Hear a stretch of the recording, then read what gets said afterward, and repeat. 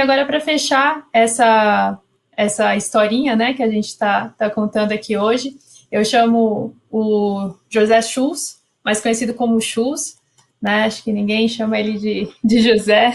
Ele é engenheiro eletrônico, formado pela Universidade Federal do Rio, é mestre em inteligência computacional, trabalha na Globo desde 2005, onde já passou por várias áreas aqui, como a área de pesquisa e desenvolvimento, projetos, governança, estratégia. O Schultz é um dos caras que conhecem o fluxo como um todo, né, a cadeia de produção como um todo. E ele vai poder contribuir muito aqui hoje, né, nessa primeiro todo, né? Ele trabalhou muito nessa gestão de portfólio e no investimento estratégicos da área de tecnologia, fazendo o business case, ajudando na criação desse business case para nosso grande projeto de migração para a nuvem, né? Então, agradeço muito, Chus, e aí deixo com Obrigado, você. Carol. Obrigado, Carol. Obrigado a todo mundo aqui que está participando. Boa tarde. Obrigado pelo convite. Como a Carol comentou, né, eu estou aqui para falar um pouco sobre a parte mais, né, de viabilidade financeira. Como ela falou lá no início da nossa conversa, eu vou tentar explicar a forma pela qual a gente conseguiu efetivamente criar um modelo que fizesse sentido essa transformação e esse movimento para a nuvem, e é isso que eu vou tentar conversar com vocês aqui, tá? Como é que foi construído, como é que foi concebido esse momento mais de viabilidade financeira. Bom, o grande ponto que a gente sempre trouxe, que a gente sempre conversou entre a gente, é assim, como é que a gente consegue realmente viabilizar esse processo de jornada para a nuvem? Como é que a gente consegue, né, construir um embasamento financeiro que faça sentido para que a gente consiga ter tranquilidade para trazer todos os nossos workloads e fazer esse movimento para a nuvem dentro de um pace que a gente acredita ser adequado para esse tipo de abordagem, tá?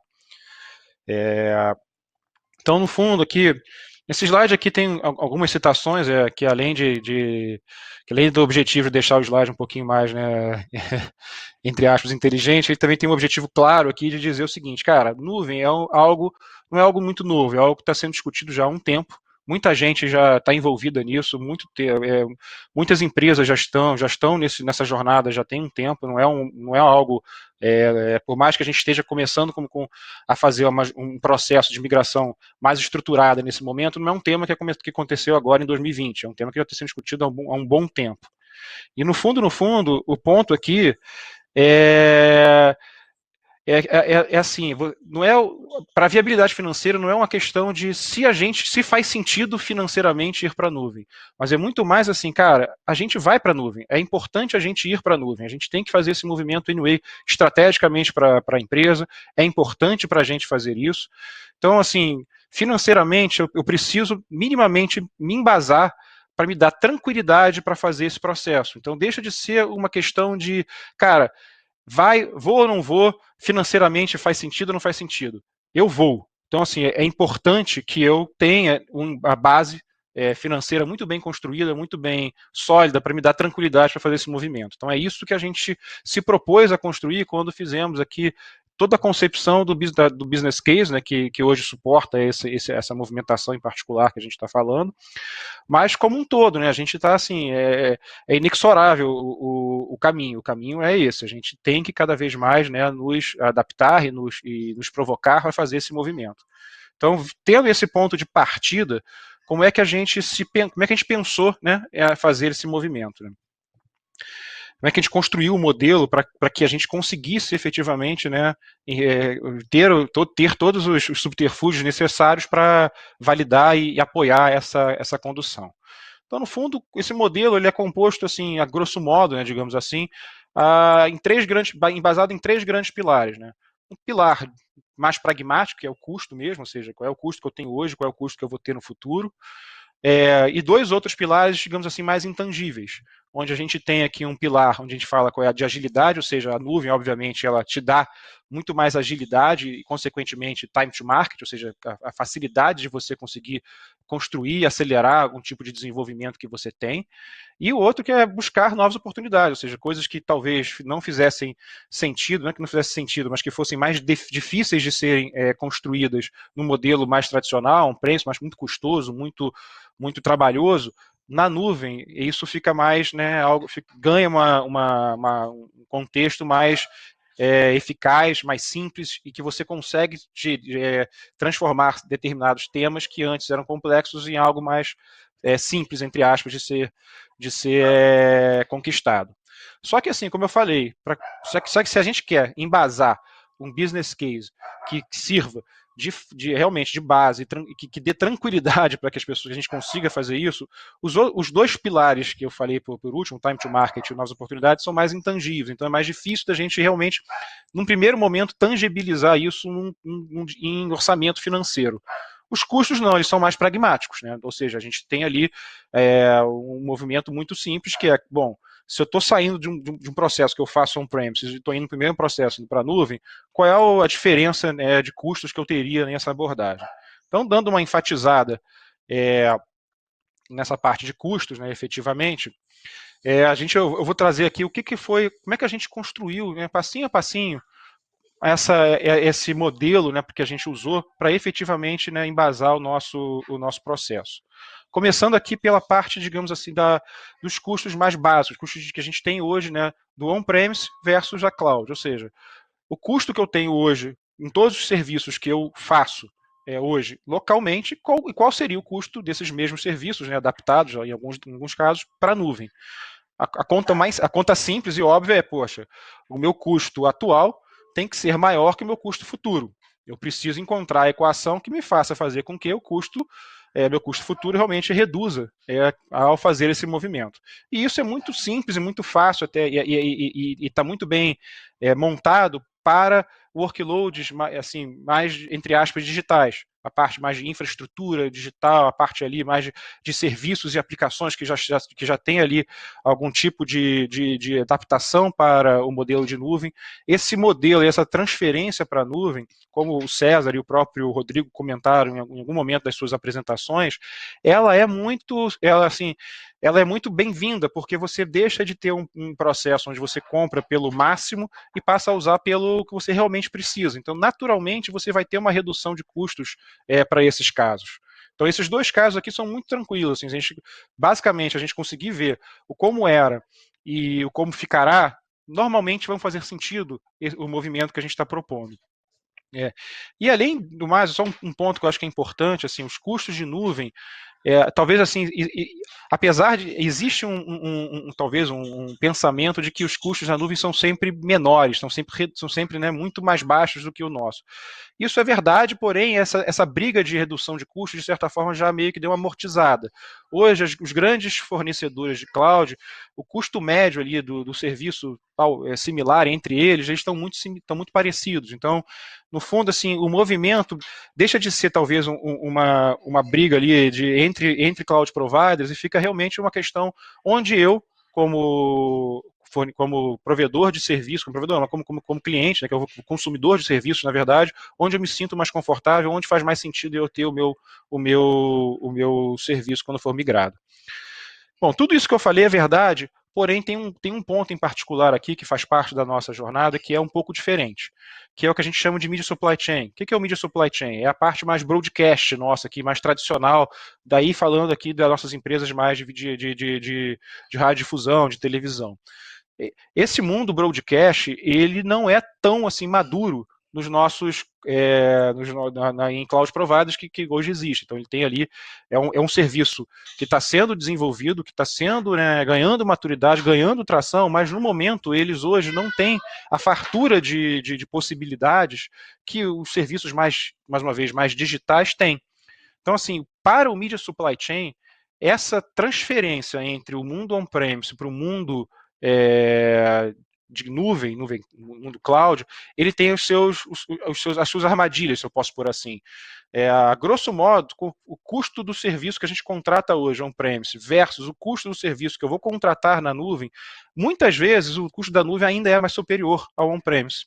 Ele ainda tem alguns workloads, se a gente for avaliar, eles ainda têm um custo superior indo para a nuvem do que ficando on-premise. Então, isso é um complicador, não complicador, mas é um ponto de atenção que a gente tem que entender que é um processo, obviamente, assim, como toda tecnologia, toda maturidade tecnológica, a gente tem ali um ponto, né, de evolução natural do tema dentro dos nossos dos cloud providers, mas neste momento em particular, este workload, né, ele tem esse ponto de atenção, cara. Não tem serviços 100% prontos, com fornecedores bem resolvidos, disponíveis, com um marketplace à sua disposição para você selecionar e fazer. Tem todo um aprendizado em conjunto nosso como consumidor e do próprio fornecedor para ele conseguir se adaptar a esse novo modelo. Então é um grande desafio que nós temos aqui. Então, visto isso, então nós fechamos essa análise de serviços, ou seja, literalmente comparar o que nós temos hoje com o que nós vamos ter lá na nuvem. O próximo que a gente faz, e aí é que começa a completar o quebra-cabeças, para o caso principalmente do Media Supply Chain, é um outro lado da história, que é o seguinte: olha, eu vou ter uma redução da minha necessidade de investimento em ativos do parque local. O movimento que eu faço quando eu vou para a nuvem, ao invés de eu comprar um servidor novo, ao invés de eu comprar uma mesa nova de distribuição, de áudio, enfim, eu começo a fazer isso como um serviço na nuvem. Eu estou transferindo esse meu serviço que antes eu comprava toda a parte física e instalava localmente, e agora eu estou meio que fazendo um serviço em nuvem. E ao fazer isso, naturalmente, na renovação do meu parque de tecnologia, o que antes eu precisaria investir para poder renovar por conta da obsolescência daquele ativo que eu tinha, por conta do período que por conta de uma renovação tecnológica que porventura acontecesse, eu deixo de precisar fazer esse investimento no meu parque. Isso já está, de certa forma, contemplado dentro do serviço como um todo da nuvem. Então, o cloud provider, ele passa a ser responsável por ele gerir a obsolescência do parque dele. Eu não preciso mais ter essa preocupação. A minha preocupação passa a ser exclusivamente em desenvolver o serviço da melhor forma possível para que ele atenda o objetivo que eu queira. E, então, toda essa parte de necessidade de investimento muito puxada por uma renovação tecnológica deixa de ser um issue nosso e passa a ser uma questão compartilhada com o nosso cloud provider.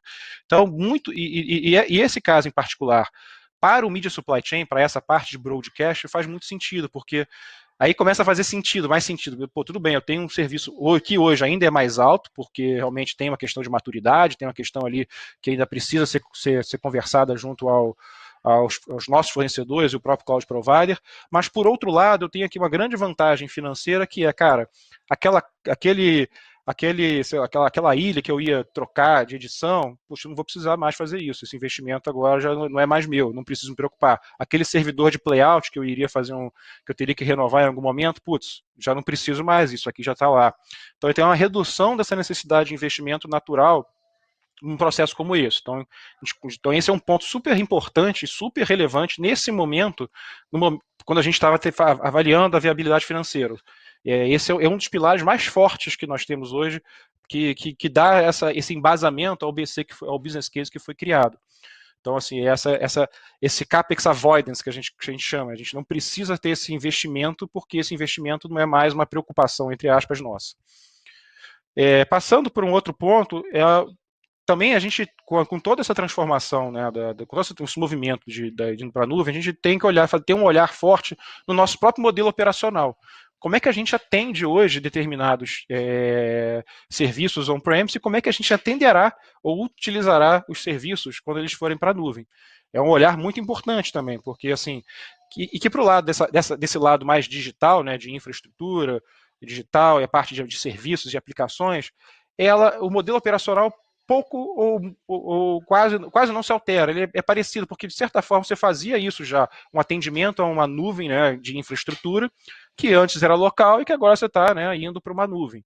Então o seu modelo operacional de atendimento e de avaliação, ela de certa forma tem pouca alteração, tem criação de novas capabilities, de novos modelos, mas assim, em termos gerais, ele sofre pouco impacto na alteração. Mas por outro lado, o Media Supply Chain, a parte de broadcast, ele vai sofrer um impacto altíssimo no seu modelo operacional. Porque, assim, eu até trouxe aqui aquela analogia, não sei, imagino que vocês conheçam essa analogia aqui do escritório, com tudo que tem no escritório, como era no passado e como nós temos hoje, ou seja, tudo que existia, que a gente precisava ter equipamentos individuais, e que agora a gente tem acesso tudo concentrado num laptop ou no celular, é muito parecido com o que vai acontecer com o mundo broadcast. O modelo operacional do mundo broadcast vai ser muito impactado nesse sentido, que antes era um controle, um estúdio, um playout, até mesmo transmissão por satélite, a gente vai, de certa forma, consolidar isso tudo na nuvem. Vai ser um lugar único onde a gente vai ter tudo.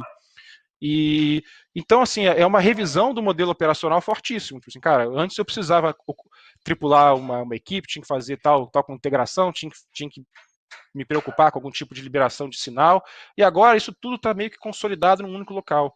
Isso mexe muito na operação, se transforma o modelo operacional.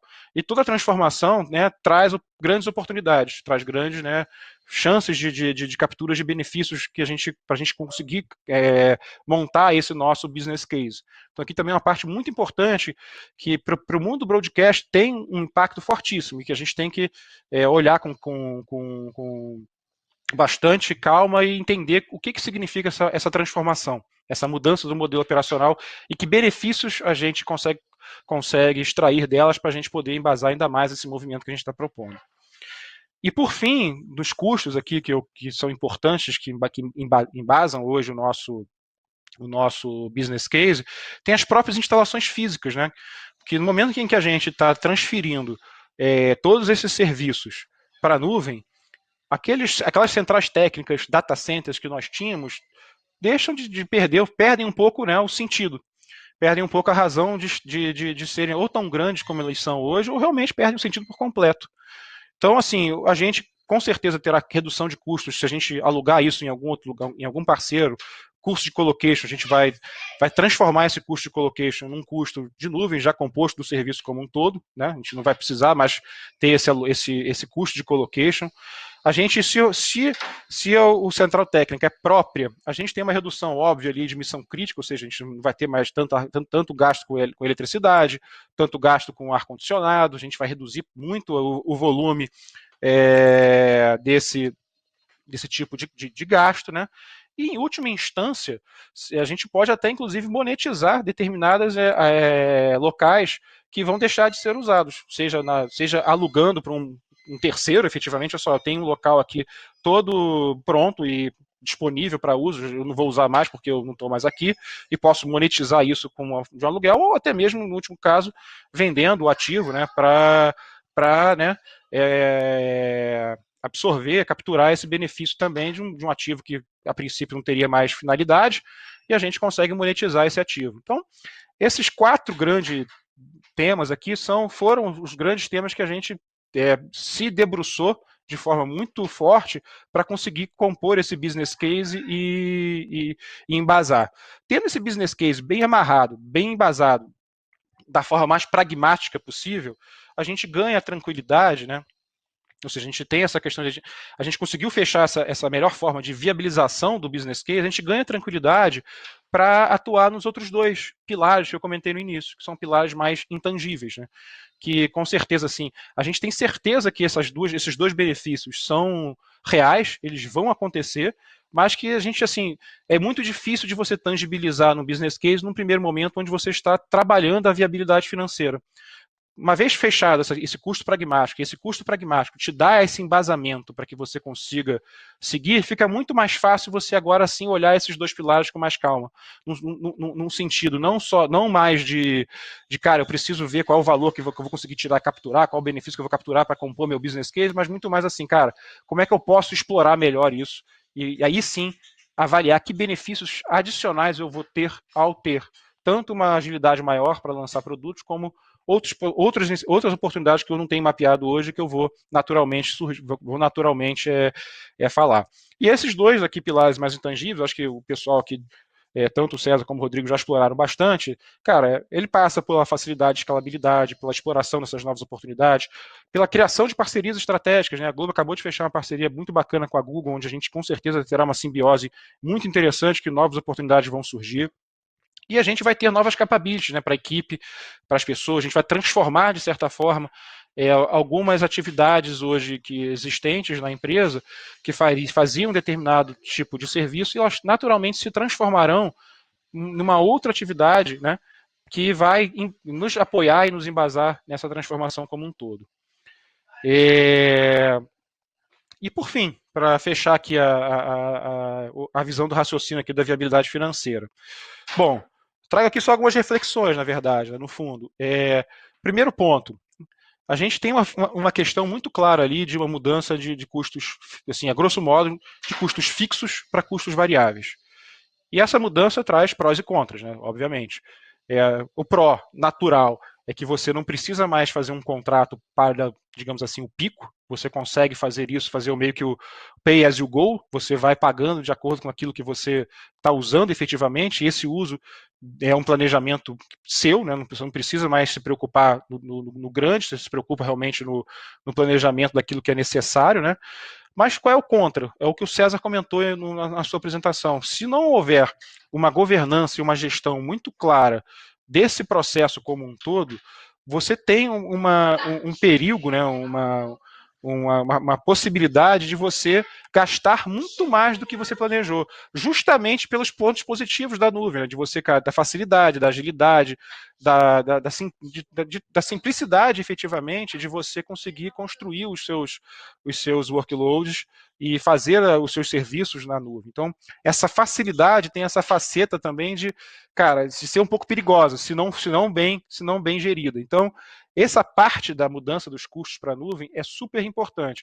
Não é um Deus nos acuda, mas é um ponto muito importante de que, assim, para funcionar bem, eu preciso ter uma governança e uma gestão muito clara e muito forte em cima disso. Não posso deixar isso, que era algo que acontecia no on-premise. No on-premise você contratava um serviço, você tinha já o seu escopo definido, né, de A até B, era isso que você ia gastar, não tinha como gastar mais do que aquilo, e assim, de certa forma era um controle ali meio que conseguiu gastar, não conseguiu gastar, está tudo bem, estamos gastando mais ou menos, como é que tá, era mais fácil, entre aspas, tá? Agora não, agora é algo que se você não tiver uma forma muito clara de gestão e governança, as chances que você tem de repente, num Big Brother, como foi o caso que o próprio César trouxe disso, que isso naturalmente vai dar um pico, vai dar e se você não tiver isso muito bem planejado, muito bem organizado, você pode perder o controle. E isso pode dar uma faca de dois gumes, efetivamente.